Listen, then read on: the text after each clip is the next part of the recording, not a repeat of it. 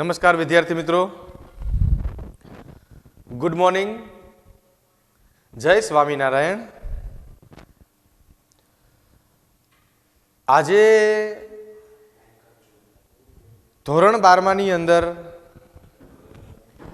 SPCC વિભાગ બીજો અને 7મા પાઠની શરૂઆત આજે આપણે કરવાની છે, જેનું નામ છે કંપનીનું વિસર્જન। જેનું નામ છે કંપનીનું વિસર્જન। તો આ પાઠની શરૂઆત કરતા પહેલા કંપનીના સર્જન અને વિસર્જન વિષય ઉપર થોડી ચર્ચા જે છે આપણે કરીશું અને ત્યાર પછી જે છે એ આજે આપણે પાઠને આગળ વધારીશું। તો ચાલો તમામ વિદ્યાર્થી મિત્રો આપણે જોઈએ છીએ કંપનીનું વિસર્જન એટલે શું। તો સામાન્ય અર્થમાં કંપની એક કૃત્રિમ વ્યક્તિત્વ ધરાવે છે। સામાન્ય અર્થમાં કંપનીનું સર્જન કાયદા દ્વારા થાય છે।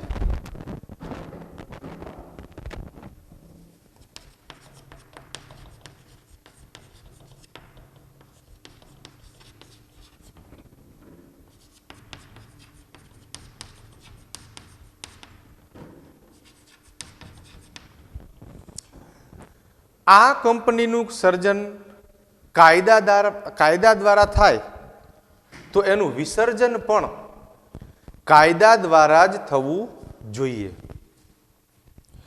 આજે આપણે ધોરણ 12માની અંદર એસપીસીસીની અંદર વિભાગ બીજામાં પાઠ 7મો જે છે કંપનીના વિસર્જન, એ કંપની વિસર્જન વિષય ઉપર આજે આપણે ચર્ચા કરવાની છે। સામાન્ય રીતે છે એ કંપનીનું વિસર્જન બે રીતે થાય છે, એક અદાલત દ્વારા વિસર્જન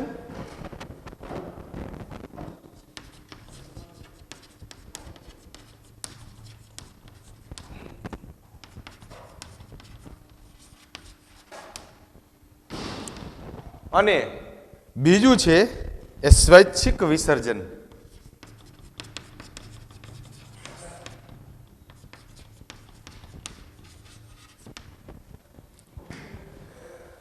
હવે અદાલત દ્વારા જે વિસર્જન થાય છે તેનો કોઈ પ્રકાર નથી,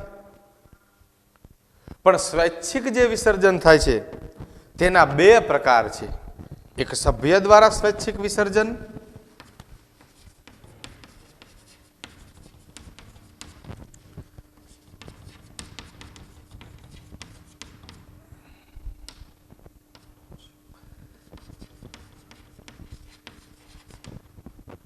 અને બીજું છે લેણદારો દ્વારા સ્વૈચ્છિક વિસર્જન।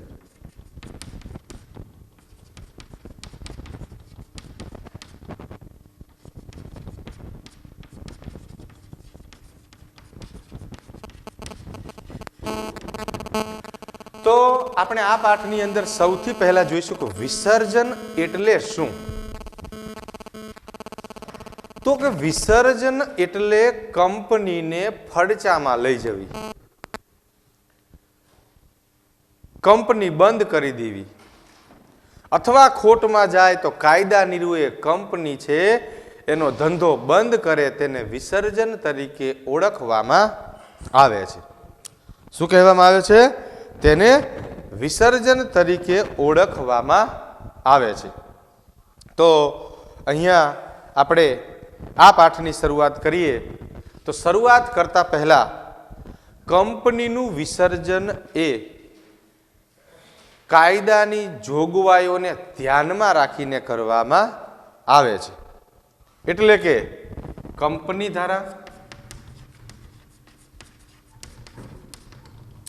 અને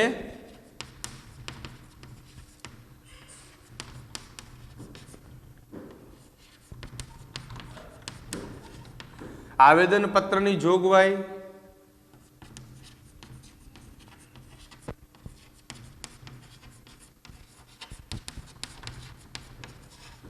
નિયમન પત્રની જોગવાઈ જો લાગુ પડે તો કંપની એક કાયદા દ્વારા જેમ અસ્તિત્વમાં આવે છે એવી જ રીતે કંપનીનું કાયદા દ્વારા જ વિસર્જન થાય છે. અને આ વિસર્જન કંપનીનો સમય મર્યાદા પૂરો થતો હોય ત્યારે, અથવા તો સભ્ય દ્વારા સ્વૈચ્છિક રીતે, અથવા તો લેણદારો દ્વારા સ્વૈચ્છિક વિસર્જન જે છે એ કરવામાં આવે છે. સામાન્ય રીતે વિસર્જન એટલે ધંધો બંધ કરવો, વાઇન્ડ અપ, સંકેલી લેવું થાય. તો આજે આપણે 7મા પાઠની અંદર જેનું નામ છે કંપનીનું વિસર્જન, તેના વિષય ઉપરની ચર્ચા જે છે એ આજે આપણે અહીંયા છે કરવાની છે. તો ચાલો જોઈએ છીએ, પાઠની શરૂઆત કરીએ. આ વિભાગનો અંતિમ અને છેલ્લો પાઠ છે જેના વિષય ઉપર આજે આપણે ચર્ચા છે એ કરવાની છે. તો કંપની એ કાયદા દ્વારા અસ્તિત્વમાં આવેલ કૃત્રિમ વ્યક્તિ છે, નિર્જીવ છે, એને બનાવેલ છે, માટે તેને કૃત્રિમ વ્યક્તિ તરીકે ઓળખવામાં આવે છે. આથી તે કાયદા દ્વારા સર્જન થયેલી વ્યક્તિ ગણાય છે. શેના દ્વારા? કાયદા દ્વારા સર્જન થયેલી વ્યક્તિ. સર્જન થવું એટલે બનાવેલી. તો કોને? તો કે પ્રમોટર દ્વારા બનાવેલી. સંચાલક અને સંચાલક મંડળ, શેરધારક, ડિબેન્ચર ધારક અને કંપની સાથે જે તે વ્યક્તિ, પેઢી, સંસ્થા કે ત્રાહિત વ્યક્તિનું હિત ધરાયેલું છે તે પ્રત્યેક એ કંપનીના સર્જન કરવામાં વિશેષતઃ ફાળો આપે છે. કંપની ભૌતિક અસ્તિત્વ ધરાવતી નથી, એટલે તે કુદરતી રીતે મૃત્યુ પામી શકતી નથી. તે કુદરતી રીતે મૃત્યુ ન પામે એને કાયદા દ્વારા જે છે એ ચોક્કસ પ્રકારની પ્રક્રિયા કરીને પછી એનું વિસર્જન થઈ શકે છે. કંપનીના રોજબરોજનો વહીવટ કાયદા અનુસાર થાય છે અને એ સંપૂર્ણ કાયદાઓ નિયમન પત્રની જોગવાઈઓને ધ્યાનમાં રાખીને હાથ ધરવામાં આવે છે. કદાચ વિદ્યાર્થી મિત્રો તમને ખબર હોય તો આવેદન પત્ર અને નિયમન પત્ર, આ આવેદન પત્ર એ કંપનીનો મૂળભૂત અને અગત્યનો દસ્તાવેજ છે. આવેદન પત્ર એ કંપનીનો મૂળભૂત અને અગત્યનો દસ્તાવેજ છે, જ્યારે નિયમન પત્ર એ કંપનીના આંતરિક વહીવટ અને રોજબરોજના કાર્ય કરવા માટેના નિયમો દર્શાવતો પત્રક છે. તો અહીંયા જે આપણે જોઈએ કે રોજબરોજનો વહીવટ કાયદા અનુસાર થાય છે અને અંત પણ કાયદા દ્વારા જ થાય છે. એટલે કંપનીનો અંત કાયદા દ્વારા લાવવો, કંપનીનો અંત કાયદા દ્વારા લાવવો એટલે કંપનીનું વિસર્જન થાય. જો કંપનીનું વિસર્જન કરવું હોય તો પહેલા તેને ફડચાની પ્રક્રિયામાં લઈ જવી પડે છે કે કંપની જે છે એ ઘણા લાંબા સમયથી છે એ ખોટ કરે છે અને એ ખોટ દર્શાવી ફડચાની પ્રક્રિયામાં લઈ જઈ અને ત્યારબાદ કંપનીનું કાયદેસર રીતે વિસર્જન જે છે એ થઈ શકે છે. ત્યાર પછી જેમાં કંપની ફડચામાં હોય ત્યારે કંપનીનો અંત આવતો નથી, પરંતુ ફડચાની પ્રક્રિયા અને કાયદેસરની વિધિ પૂર્ણ થયા પછી કંપનીનું વિસર્જન થાય છે. કંપની ફડચામાં જાય છે એટલે કંપની તરત બંધ નથી થઈ જતી, એનું વિસર્જન નથી થતું. પણ ફડચામાં લઈ ગયા પછી પણ કંપની વિસર્જનની કાયદેસરની કાર્યવાહી કરી કંપનીને વિસર્જન તરફ લઈ જવામાં આવે છે. કારણ કે કંપની એક કૃત્રિમ વ્યક્તિત્વ ધરાવે છે, એનો કુદરતી રીતે નાશ નથી થતો, પણ કાયદાની રૂએ છે તેનો નાશ કરવામાં આવે છે. તો ટૂંકમાં કંપનીને ફડચામાં લઈ જવી એ વિસર્જનનો માર્ગ છે. ધ્યાન આપજો, કંપનીને ફડચામાં લઈ જવી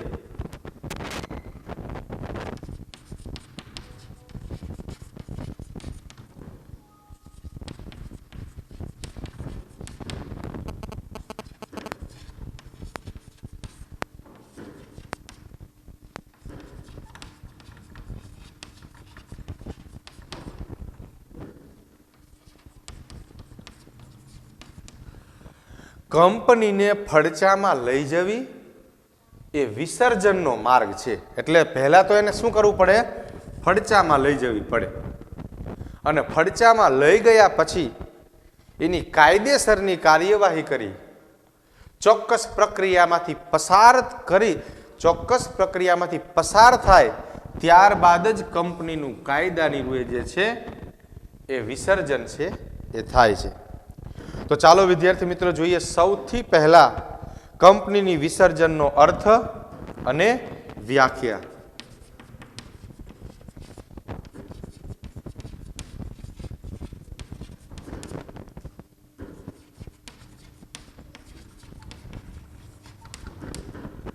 તો તમામ વિદ્યાર્થી મિત્રો અહીંયા ધ્યાન આપશે. કંપની વિસર્જનનો અર્થ અને વ્યાખ્યા. તો સામાન્ય અર્થમાં કંપનીને ફડચાની પ્રક્રિયા પૂર્ણ થાય એટલે કંપનીનું વિસર્જન થયું ગણાય. સામાન્ય અર્થમાં કંપનીની ફડચાની પ્રક્રિયા પૂર્ણ થાય એટલે કંપનીનું વિસર્જન થયું ગણાય. વિસર્જન એટલે કંપનીના કાનૂની વ્યક્તિત્વનો અંત લાવવો. ધ્યાન આપજો, ખાસ મહત્વના શબ્દ છે.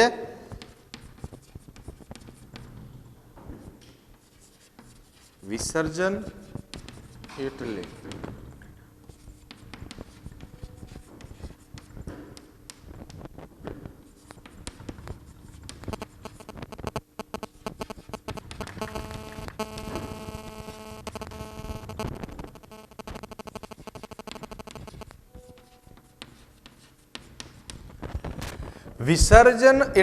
કંપનીના કાનૂની અસ્તિત્વનો અંત લાવવો. કાયદા દ્વારા જે કંપનીનું સર્જન થયું છે તે કંપનીને કાયદા દ્વારા ફડચામાં લઈ જઈ તેનું કાનૂની અસ્તિત્વનો અંત લાવવો એટલે કંપનીનું વિસર્જન થાય. કંપનીનું સર્જન જેમ કાયદા દ્વારા થાય છે તેવી જ રીતે કંપનીનું વિસર્જન પણ કાયદા દ્વારા જ થાય છે. અને આ કાયદા દ્વારા કંપનીનું વિસર્જન એ ફડચાની પ્રથમ શરત છે. પહેલા તો કંપનીને ફડચામાં લઈ જવાની. ફડચામાં લઈ જવાની પ્રક્રિયા પૂર્ણ થાય એટલે જ કંપનીનું કાનૂની અસ્તિત્વ જે છે એનો અંત આવે છે. શું છે અહીંયા શબ્દ જો વાપર્યો કે વિસર્જન એટલે કંપનીના કાનૂની અસ્તિત્વનો, એટલે કાયદા દ્વારા જે એનું સર્જન થયું હતું, કાયદા દ્વારા સર્જન થયું હતું તેનું જ કાયદા દ્વારા છે એ અસ્તિત્વનો અંત એટલે વિસર્જન થાય. વિસર્જન એટલે કંપનીનો કાનૂની વ્યક્તિત્વનો અંત લાવવો. કંપનીનું સર્જન અને વિસર્જન કાયદાકીય કાર્યવાહી મુજબ થાય છે. ધ્યાન આપજો, સર્જન અને વિસર્જન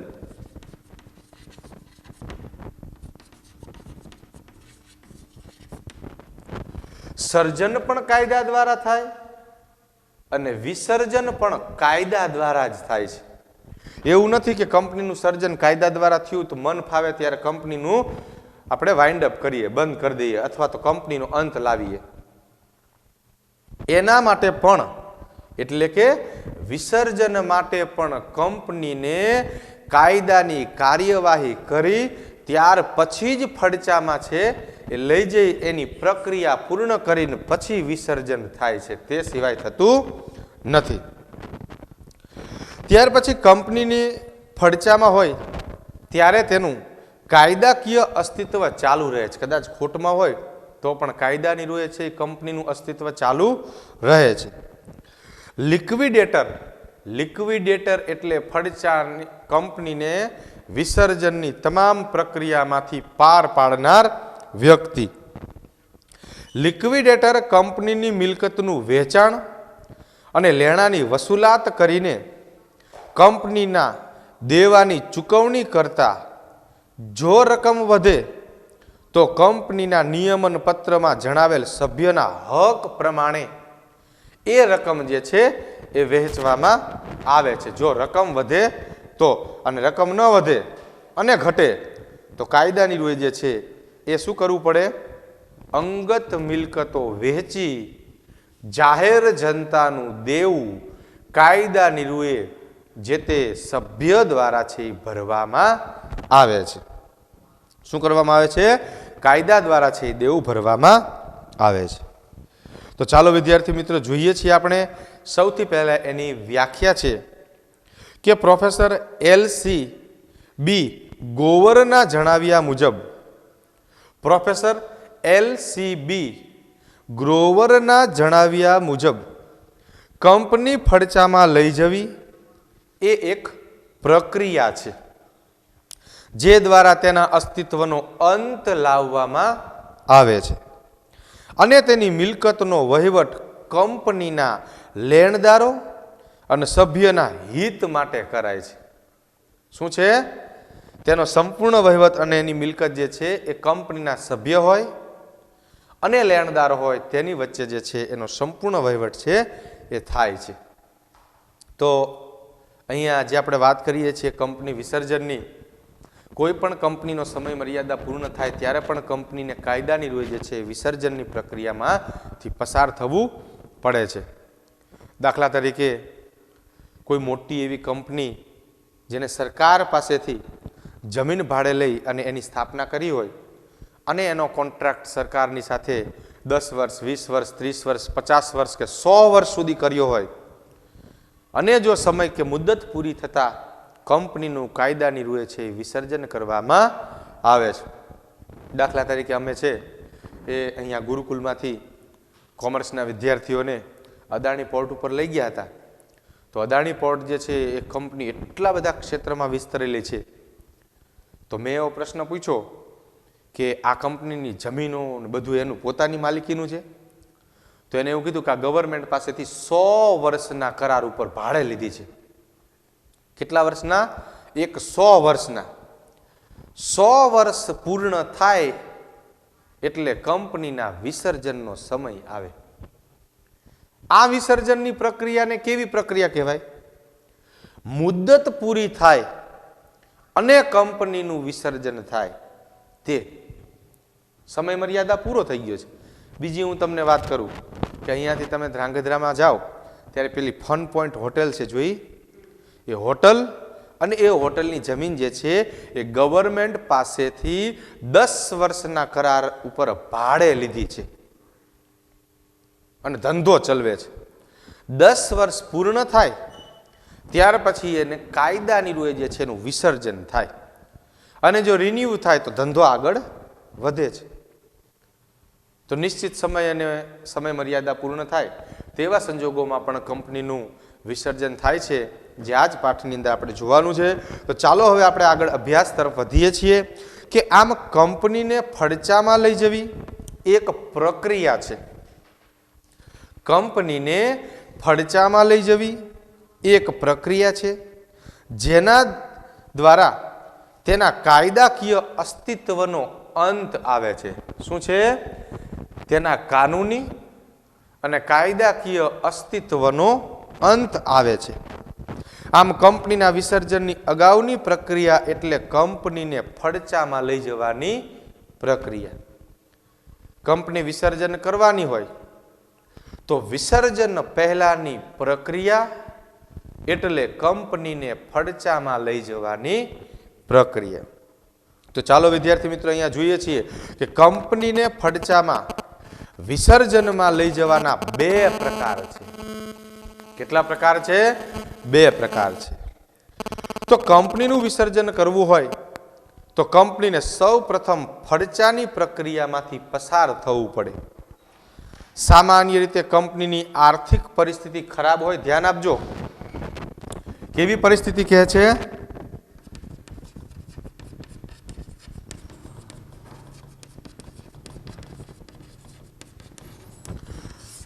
કંપનીની આર્થિક પરિસ્થિતિ ખરાબ હોય અને દેવું ચૂકવવા માટે અશક્તિમાન હોય ત્યારે ધંધો બંધ કે સમેટી લેવાનું નક્કી કરવામાં આવે છે. દેવું ચૂકવવા માટે સક્ષમ ન હોય, તમને પ્રશ્ન પૂછવામાં આવે કે કંપનીનું વિસર્જન ક્યારે થાય, તો કે કંપનીની આર્થિક પરિસ્થિતિ નબળી છે અને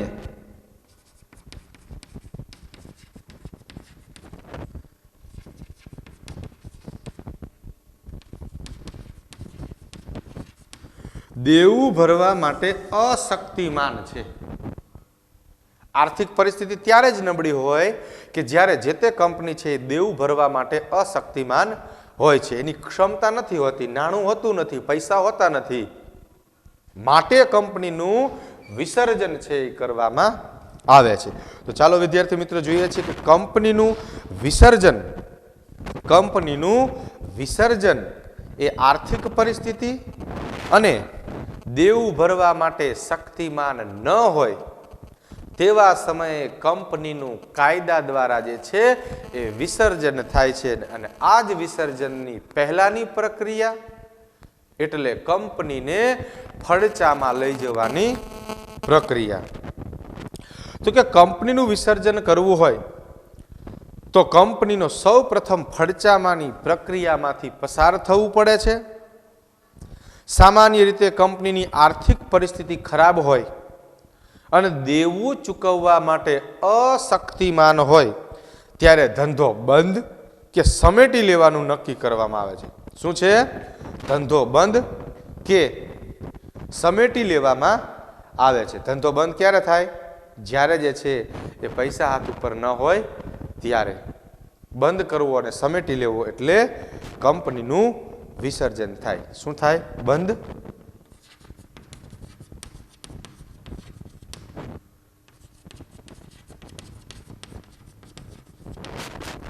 બંધ કરવું અથવા સમેટી લેવું.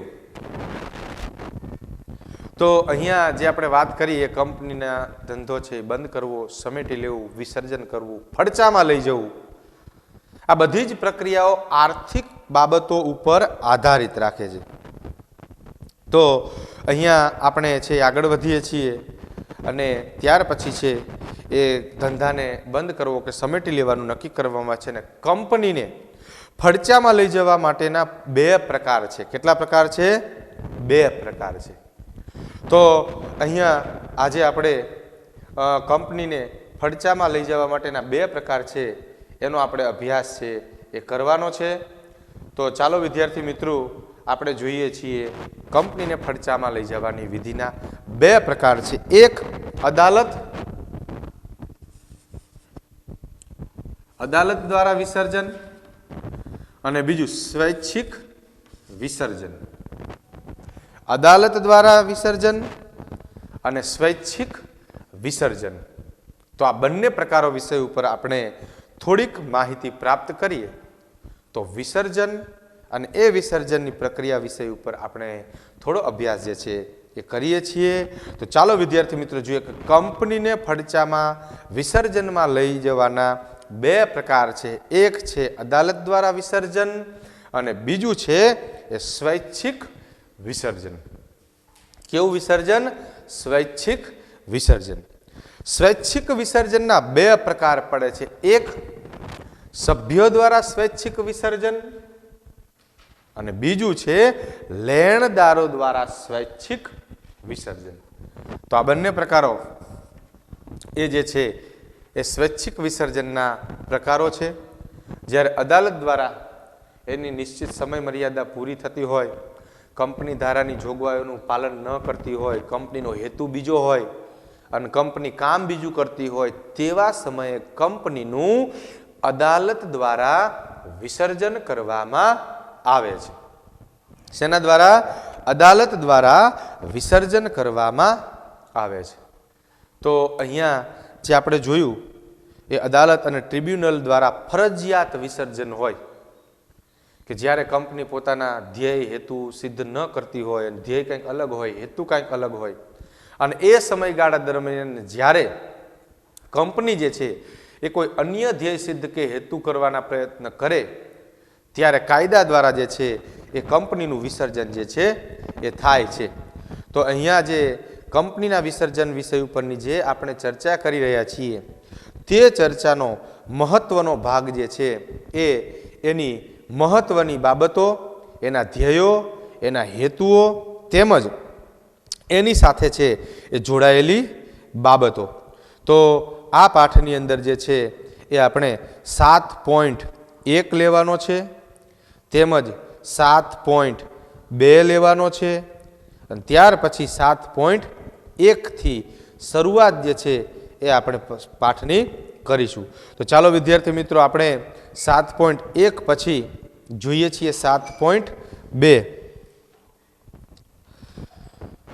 તો તમામ વિદ્યાર્થી મિત્રો અહીંયા છે ધ્યાન આપશે.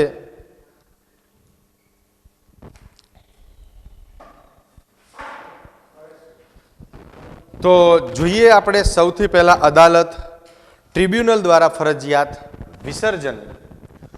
તો કે અર્થ જોઈએ કે ટ્રિબ્યુનલે કરેલા હુકમ દ્વારા, ટ્રિબ્યુનલ એટલે કોર્ટે કરેલા હુકમ દ્વારા કંપનીને ફડચાની પ્રક્રિયામાં લઈ જવામાં આવે તેને ટ્રિબ્યુનલ મારફતે ફરજિયાત વિસર્જન કહેવામાં આવે છે. તેને ફરજિયાત વિસર્જન કહેવામાં આવે છે. ટૂંકમાં આપણે વાત કરીએ કે કોર્ટ દ્વારા કોઈ પણ કંપનીનું વિસર્જન થાય તે વિસર્જનની પ્રક્રિયાને ફરજિયાત વિસર્જન અથવા તો ટ્રિબ્યુનલ દ્વારા વિસર્જન તરીકે ઓળખવામાં આવે છે. તો એની અંદર જોઈએ કે અદાલત કે ટ્રિબ્યુનલ દ્વારા ફરજિયાત વિસર્જનના કયા સંજોગો છે. તો એમાં સૌથી પહેલું છે કંપનીની દેવું ચૂકવવા અસમર્થ બને ત્યારે. તો જોઈએ છીએ હવે આપણે આગળ કે જો કંપનીને દેવું હોય અને તે ચૂકવવા માટે અસમર્થ હોય તો અદાલત કંપનીને ફડચામાં લઈ જવા માટેનો કાયદેસર રીતે હુકમ કરે છે. આમ કંપનીની આર્થિક સ્થિતિ નબળી હોવા છતાં જો કંપનીને દેવું ન હોય તો અદાલત કંપનીને ફડચામાં લઈ જવાનો હુકમ કરી શકે નહીં. ભલે એની આર્થિક પરિસ્થિતિ નબળી હોય પરંતુ એની ઉપર દેવું ન હોય તો કોર્ટ દ્વારા કે ટ્રિબ્યુનલ દ્વારા જે તે કંપનીને ફડચામાં લઈ જવાની પ્રક્રિયામાંથી પસાર થવાનો હુકમ નથી કરતી. પણ કંપની ગમે તેટલી સદ્ધર હોય, આર્થિક હોય અને દેવું ભરવા માટે સક્ષમ ન હોય તો એવી પ્રત્યેક કંપનીને ટ્રિબ્યુનલ દ્વારા કંપનીને ફડચામાં લઈ જવા માટેનો હુકમ કરે છે.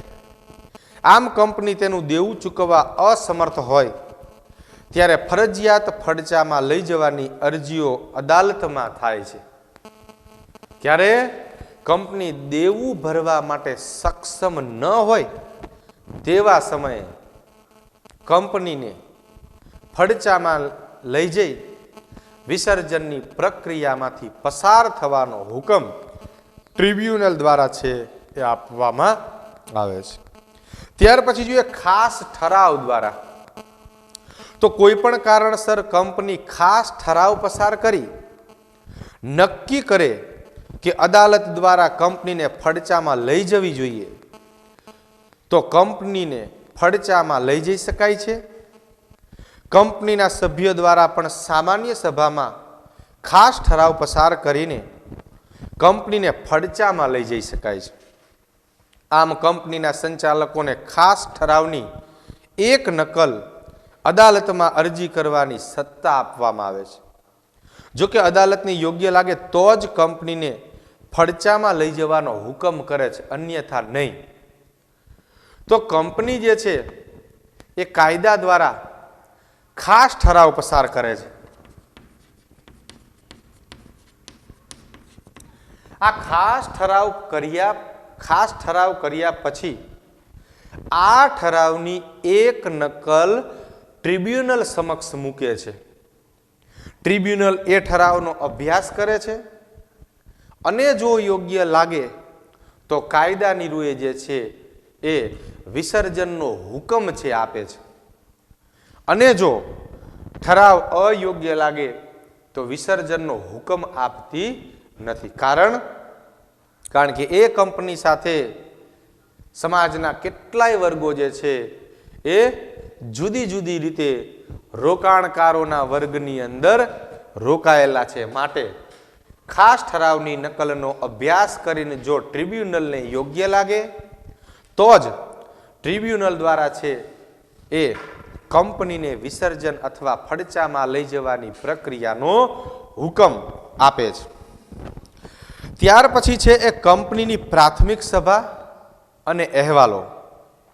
તો કે કંપની ધારાની જોગવાઈઓ અનુસાર કંપનીએ કાયદેસરની પ્રાથમિક સભા બોલાવવી ફરજિયાત છે અને પ્રાથમિક અહેવાલ કંપની રજિસ્ટ્રારને મોકલવો પડે છે. જે કંપનીની સ્થાપના થઈ હોય, ધંધો શરૂ કરવાનું પ્રમાણપત્ર મળ્યું હોય તેવા સમયગાળા દરમિયાન કંપનીએ કાયદાની રૂએ પ્રાથમિક સભા ભરવી જોઈએ.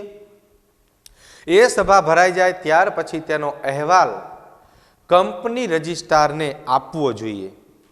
તેમજ જો કંપની આ બાબતે કસૂર કરે તો કંપની રજિસ્ટ્રાર અથવા શેર હોલ્ડર અદાલતમાં અરજી કરી શકે છે. જો એ સામાન્ય સભા ન ભરવામાં આવે અને કંપની છે એ ધંધો શરૂ કરે તો શેર ધારકો દ્વારા છે એ કંપની વિષયક દાવો છે એ કોર્ટમાં માંડે છે. આ અરજી કરતા પહેલા કંપની રજિસ્ટ્રારે કેન્દ્ર સરકારની મંજૂરી લેવી પડે છે. જે તારીખે પ્રાથમિક સભા બોલાવવાની હોય તે અંતિમ તારીખ સુધી સભા ન બોલાવે તો સભાની તારીખથી 14 દિવસ બાદ કંપનીના શેર હોલ્ડર અને અન્ય અંશદાતાઓ એટલે જેનું હિત કંપનીમાં જોડાયેલું છે, અંશદાતાઓ એટલે જેને કંપનીમાં રોકાણ કર્યું છે તે પ્રત્યેક વ્યક્તિ એ કંપનીને ફડચામાં લઈ જવા માટે અદાલતની અંદર અરજી કરે છે.